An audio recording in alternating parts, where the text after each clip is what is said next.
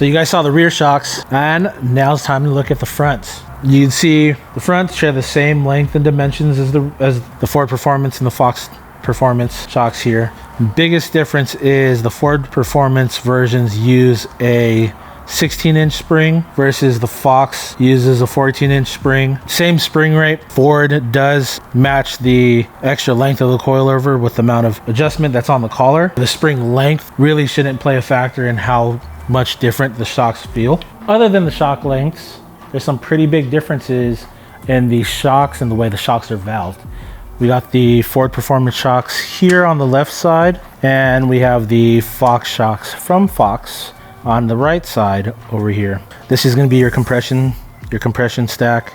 This is going to be a rebound stack on the top. So I've written down the thickness of the shims. On the Fox shocks, they use a mix of 10s, mainly 10s, and that's 10 thousandths of an inch. The fronts are pretty drastically different. On the Fox Ford Performance series, there's a lot more shims, and also use thicker shims on the compression side.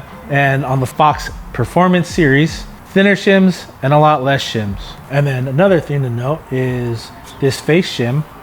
When you compare this face shim to the Fox face shim, the Ford Performance face shim does still allow some flow through to get around the shim, but the Fox Performance shim definitely allows a more fluid flow. The Ford Performance series coilovers do also use more shims, and they are thicker. A bunch of 12s and 15s.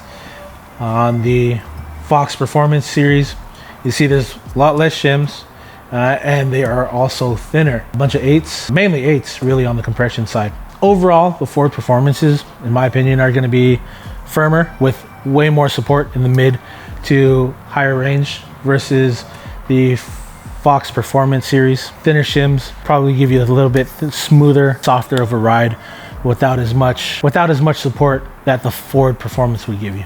So Ford Performance, just on paper, is going to be firmer. You're going to have a little bit more support out of the Ford Performance shocks, but if you are looking for something a little bit softer, smoother, more comfortable, Fox Performance is going to be a good way to go. So we took them apart. You guys have seen what they look like inside. You guys saw the valving profiles.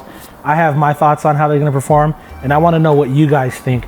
Drop those down in the comments below. And if you guys have any questions or want to get your stuff rebuilt, hit us up, shocksurplus.com.